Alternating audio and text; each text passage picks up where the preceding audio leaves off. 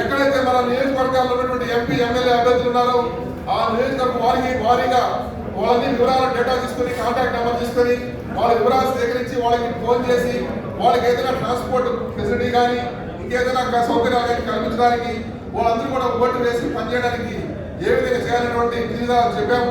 దానికి ఒక వారం మీటింగ్ చేస్తున్నాం.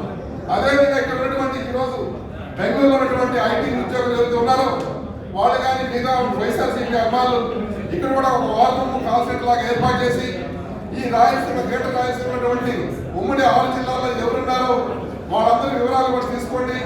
ఎక్కడ ఏ నియోజకవర్గంలో ఏ ఎమ్మెల్యేకి వాళ్ళకి అవసరం ఉందో అక్కడంతా కూడా పనిచేయడానికి వాళ్ళ వివరాలు ఇస్తే వాళ్ళకి కావాల్సినటువంటి సహాయ సహకారాలు ఏదైనా ఉంటే ఆ ఎమ్మెల్యే ద్వారా వాళ్ళకి ట్రాన్స్పోర్టేషన్ కానీ అవన్నీ కూడా అరేంజ్ చేస్తాము. దానికి మనం కాల్ సెంటర్ నిర్వహించండి, వారం ఏర్పాటు చేయండి. ఆ వారంని మనం నడిపేదానికి ఏ విధంగా నడపాలనేటువంటి మనం తర్వాత చర్చించుకుందాం. దాని ద్వారా మనందరూ కూడా ఇక్కడ ఉన్నటువంటి బెంగళూరులో ఉన్నటువంటి వాళ్ళందరినీ కూడా ఈ ఎన్నికలకి అక్కడికి ఆంధ్రప్రదేశ్ వెళ్ళి పనిచేయడానికి మనందరూ కూడా పనిచేయడానికి ముందుకెళ్తాం. అయితే ఇక్కడ సమయం చాలా తక్కువ ఉంది, 13 రోజులు మాత్రమే ఉంది. ఇప్పుడు చెప్పారు, ఇంతకుముందు ఎవరు చెప్పారు, పురుషోత్తమ రెడ్డి గారు తర్వాత మనందరం కూడా ఎన్నికలకు పనిచేయాలని చెప్పారు. తర్వాత ఇంకొకరికి ముందుకేసి మారెడ్డి రాజశేఖర్ గారు చెప్పారు, ఎప్పుడో కాదు మనం ఇప్పుడే రేపడే వెళ్ళాలని చెప్పారు. వీలైతే ఈ రోజు కానీ రేపు కానీ ఇక్కడ అవకాశం ఉన్న వాళ్ళందరూ కూడా మన గ్రామాలకు వెళ్ళి మన ప్రాంతాలకు వెళ్ళి ఓటు వేయడానికి కాకుండా మన పక్కన ఉన్న చుట్టుపక్కల ఉన్నటువంటి వాళ్ళందరూ కూడా చేతిని పరిచి అందరూ ఓటే చేసే విధంగా పనిచేద్దాం. జగనన్న చేసినటువంటి మంచి పనులు ప్రతి ఒక్కరు కూడా తెలియజేద్దాం.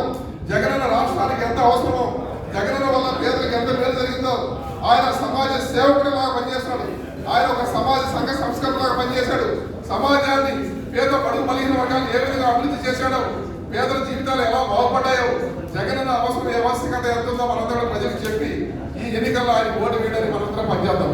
దానికోసం మనం ఇక్కడ వీళ్ళున్న వాళ్ళందరూ కూడా రేపటి నుంచి మన గ్రామాలకు వెళ్దాం.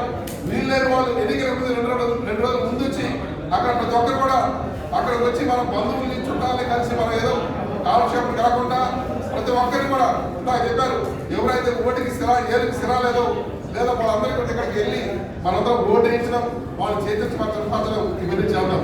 దానికోసం మనందరం కూడా కలిసి పనిచేద్దాం. ప్రతి ఒక్కరు కూడా ఇక్కడ అందరూ కూడా మనం పనిచేయడానికి మీరందరూ కూడా మీ వివరాలు ఇవ్వండి, వచ్చిన వాళ్ళందరూ డేటా ఇవ్వండి. దీనికి మీకు ఏదైనా సహాయ సహకారం కావాలి మమ్మల్ని కాంటాక్ట్ చేయండి.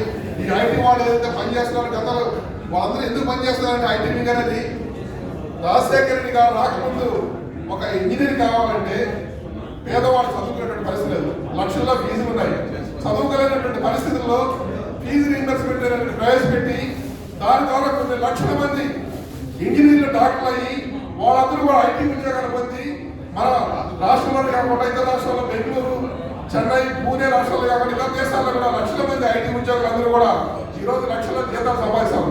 అందుకోసమే వాళ్ళందరూ కూడా జగన్మోహన్ రెడ్డి గారి కోసం రాజశేఖర రెడ్డి గారికి ఇచ్చినటువంటి ఆయన ఏదైతే ఫీజు రీయింబర్స్మెంట్ ఉందో దానికి రుణం తీసుకోవడం కోసం వాళ్ళందరూ కూడా ఐటీ